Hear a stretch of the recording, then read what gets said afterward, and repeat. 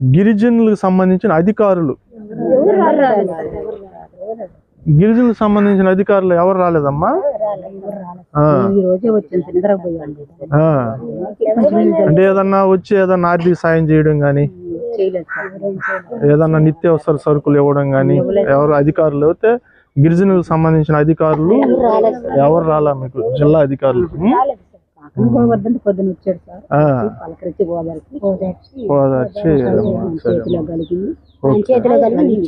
సరేలేమ్మా. అదే ఇప్పుడు అదే మామూలుగా ఎందుకు అడుగుతున్నాం అంటే అధికారులు కూడా ఎవరన్నా వచ్చారంటే జిల్లా అధికారులు ఉంటారు కదా. మన గిరిజనులు ఇప్పుడు మన యానాదులో మనకి ఏంటంటే రెక్కాడితే దొక్కాడదు మన కుటుంబాలు. పోతే విషయం ఏంటంటే జరగరాని అన్యాయం జరిగింది వాళ్ళకి ఏంటంటే ఆ బిడ్డ ఇదైన తర్వాత వాళ్ళ ఇళ్ళలో ఉండేదాన్ని కొంచెం ఏదో ఒక ఆర్థిక సాయం చేసి వాళ్ళని ప్రభుత్వం మనకి దానికి సంబంధించిన అధికారులు మనకంటూ ఉండరు, ప్రభుత్వం వేస్తుంది. వాళ్ళు కూడా వచ్చి మనల్ని పరామర్శించి వాళ్ళు ఆర్థిక సాయం ఏదో ఒకటి చేసి ఆదుకోవాలా మేము తెలియపరుస్తాము, ఉన్నతాధికారులు తెలియపరుస్తాము. చెరువు కాడికి పిల్లలు ఎవరు ఆదివారం ఏందో ఆ చిన్న పిల్లలు అంతేగాని ఎప్పుడు వచ్చిన స్కూల్ నుంచి వచ్చినా గానీ మేము చిన్నప్పుడు చీడ పెరిగిన వాళ్ళమే. అది అలాంటి కేసు ఎప్పుడు కూడా జరగల, ఇదే మొదటిసారి. ఏంటంటే బిడ్డను పోయిన మనం తీసుకురాలేము, మన చేతల్లో లేదు. ముందు మనం ధైర్యంగా ఉండాలి, ఇలాంటివి జరగకుండా ఉండే వాళ్ళని కాపాడుకోవాలి. అమ్మా ఉండే బిడ్డను కూడా శుభ్రంగా చదివించుకొని మనం ఇంకో జాగ్రత్త పడాలి.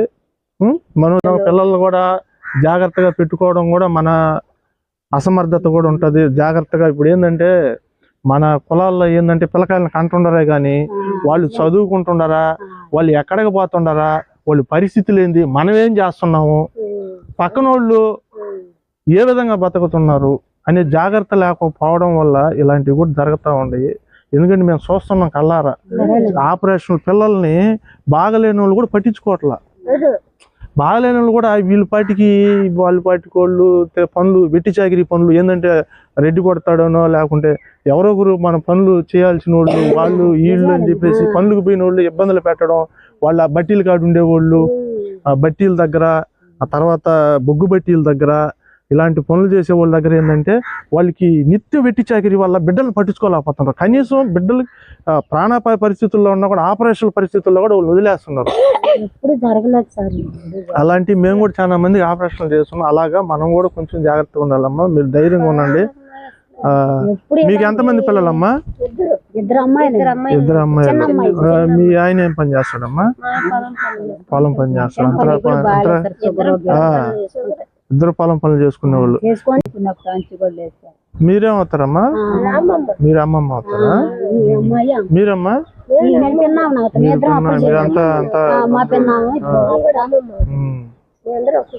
సరేనమ్మా, ధైర్యంగా ఉండండి. ఏంటంటే బిడ్డను పోయిన మనం తీసుకురాలేము, మన చేతల్లో లేదు. ముందు మనం ధైర్యంగా ఉండాలి, ఇలాంటివి జరగకుండా ఉండే వాళ్ళని కాపాడుకోవాలి. అమ్మా ఉండే బిడ్డను కూడా శుభ్రంగా చదివించుకొని మనం ఇంకో జాగ్రత్త పడాలి.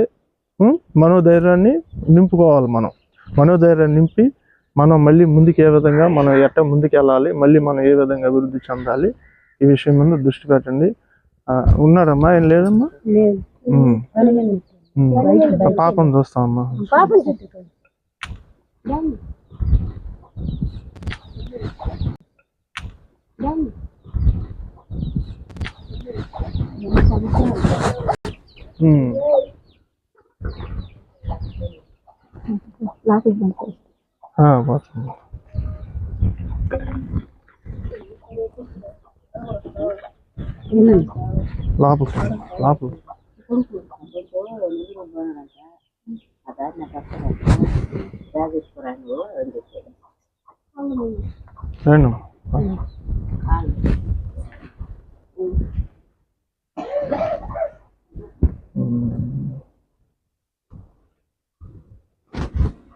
చిన్న వయసులోనే చాలా బాధాకరం ఇది.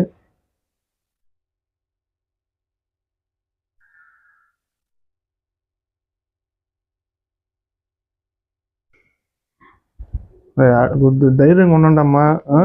ఇది మనం బిడ్డను తీసుకొని రాలేము, మన చేతల్లో అయితే లేదు. మనం మనోధైర్యంగా ఉండాలి.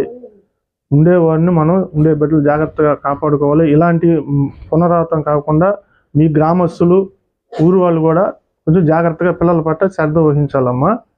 అది మీరే చెప్తున్నారు ఇలాంటిది ఎప్పుడు జరగలేదు, జరగలేదని అని.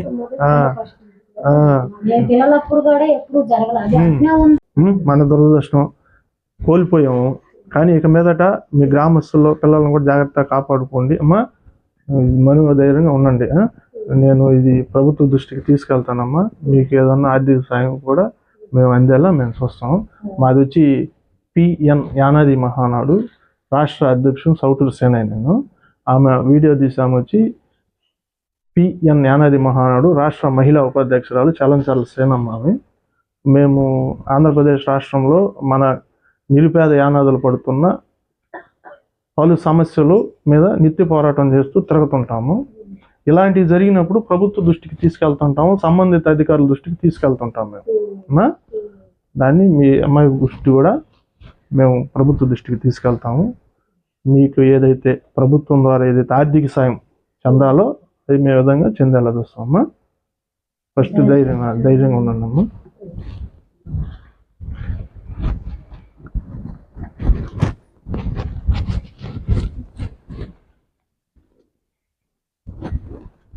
ఇలాంటివి మళ్ళీ ఆ గ్రామాల్లో జరగకుండా కొంచెం పిల్లల్ని జాగ్రత్తగా చూసుకోండి అమ్మా.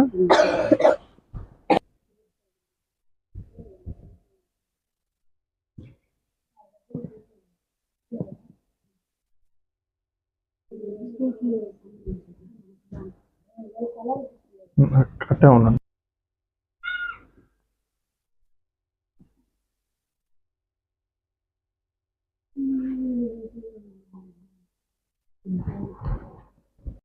ఈ సంబంధిత అధికారులకు తెలియజేస్తా, మీ పాప గురించి తెలియజేస్తాను. మీరు ధైర్యంగా ఉండండి.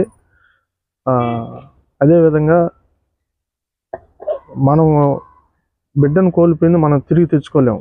ఎవరైతే దీనికి అంటే సంబంధిత అధికారులు ఉంటారో మన గిరిజనుల మీద వాళ్ళకి తెలియపరుస్తాము. వారి ద్వారా మీకు ప్రభుత్వం ద్వారా ఏదైతే ఆర్థిక సాయం రావాలో దాన్ని అందేలా మేము చేస్తామమ్మా. పోతే ఇలాంటివి జరగకుండా ఊర్లో కొంచెం పిల్లలు జరగకుండా కొంచెం చూసుకోండి అమ్మా. అలాంటివి చూసుకోండి. ఇది మాది తెలుసు కదా, మనకి నిరుపేద యానాదులు పక్కన పనిచేసే వాళ్ళే మేము కుల నాయకులని. మీరు ఎవరో వచ్చారని చెప్పి భయపడాల్సిన అవసరం లేదు. మేము మీకు పిఎన్ యానాది మహానాడు మేము మీకు అన్ని విధాలుగా అండగా ఉంటాము. ప్లస్ మా ఫోన్ నెంబర్ కూడా ఇచ్చున్నాం కదమ్మా. ఏదన్నా ఇక్కడ కాకపోయినా ఎక్కడ చిన్న సమస్య వచ్చినా మాకు ఫోన్ చేయొచ్చు. మేము దీన్ని ఏం చేస్తామంటే సంబంధిత అధికారుల దృష్టికి తీసుకెళ్తాము. తక్షణ సమస్యలు పరిష్కారం అవుతాయి మనకి. అంతేగాని దీని గురించి ఏమి ఇబ్బంది భయపడాల్సిన అయితే అవసరం లేదు. మేము యానాదులమే కాబట్టి మాకు ఫోన్ చేయండి. మీకే చిన్న సమస్య వచ్చినా కూడా 24 hours 24 గంటల్లో ఏ టైంలో అయినా కానీ అనారోగ్యంతో ఉన్న ఎవరన్నా ముసలి వాళ్ళకి వృద్ధులకి బాగలేకపోయినా కూడా వాళ్ళకి ఎవరు లేరు, పట్టించుకోవట్లేదు ఇంట్లో వాళ్ళు, మాకు ఫోన్ చేయండి. మేము తీసుకెళ్ళి హాస్పిటల్లో ఉచితంగా ఆపరేషన్లో లేకుంటే చికిత్స చేసి మళ్ళీ ఇడిచిపెడతాం. కొంతమంది పిల్లలు ఉంటారు, ఏదో దీర్ఘకాలిక వ్యాధులు ఉంటాయి, ఎక్కడికి వెళ్ళి ఆపరేషన్ చేసుకోవాలో తెలియదు. కొంతమంది చెన్నై వెళ్ళమంటారు, కొంతమంది బెంగళూరు. అలాంటివి కూడా మేము తీసుకెళ్ళి ఆపరేషన్ చేసి ఉచితంగా మీ ఇళ్ళ కాడ పిల్లలను కూడా ఇడిచిపెడతాం. ఇలాంటి పనులు మేము చేసేది సేవా కార్యక్రమాలు.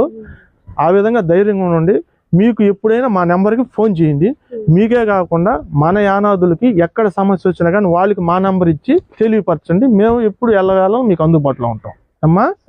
అది చెప్పాను కదా, నాది పిఎన్ యానాది మహానాడు రాష్ట్ర అధ్యక్షులు, నా పేరు సౌటూరు సేనయ్య. నా నెంబర్కి ఫోన్ చేయండి. ఏ చిన్న సమస్య వచ్చినా కూడా, చిన్న గొడవ జరిగినా కూడా, ఎక్కడన్నా మనకి బయట వ్యక్తుల ద్వారా ఏదన్నా చిన్న గొడవ జరిగినా కూడా మాకు ఫోన్ చేయండి. తర్వాత ఇంకోటి, అంబులెన్స్కి ఏదన్నా గబక్కన ఎవరైనా ప్రాణ పరిస్థితుల్లో ఉండేదానికి ఏ నెంబర్కి ఫోన్ చేస్తారమ్మా? అంబులెన్స్ నెంబర్ ఎంత? 108. అదేవిధంగా ఏదన్నా మన బయట వ్యక్తులు ఏదన్నా మద్యం సేవించి మత్తు పదార్థాలు గొడవలు చేస్తున్నారంటే అప్పుడు ఏ నెంబర్కి ఫోన్ చేస్తారు? తెలీదు. 112కి ఫోన్ చేయాల. వెంటనే గొడవ స్టార్ట్ అవుతుంది, వెంటనే 112కి ఫోన్ చేస్తే 10 నిమిషాల్లో పోలీసు వాళ్ళు వచ్చేస్తారు. దాన్ని పెద్ద చేయకుండా సద్దుమణిగి చేసేస్తారు వాళ్ళు. దానిపైన చట్టపరమైన చర్యలు వాళ్ళు తీసుకుంటారు, గొడవలు పెద్దవి కాకుండా. అది అలాంటిదైనా కూడా వాళ్ళది తప్పు ఉన్నాయి, వీళ్ళు తప్పు ఉన్నాయి. ముందు మనం చేయాల్సింది ఏంది, గొడవ పెద్దది చేయకూడదు. దాన్ని ఈ విధంగా ముందుకు వెళ్ళాలమ్మా. ధైర్యంగా ఉండండి. ఇంకోసారి పిల్లల్ని ఆ గుంటల సైడ్ బానివ్వకుండా జాగ్రత్తగా ఉండండమ్మా. మీది ప్రభుత్వ దృష్టికి తీసుకెళ్తాను, జిల్లా మండల అధికారుల దృష్టికి తీసుకెళ్తానమ్మా. మీకు మీ కుటుంబానికి జరిగిన అన్యాయానికి మీకు ఏదో ఒకటి, ఒక ఆర్థిక రూపంలో ఏదో ఒక సాయంగా ఆదుకునేదాన్ని చూస్తాం. మా సభ్యులం కూడా మేము కూడా వస్తాము. ఇంకోసారి మాకు తోచింది మీకు ఇస్తామమ్మా. సరే అమ్మా, సరే, ఓకేనమ్మా.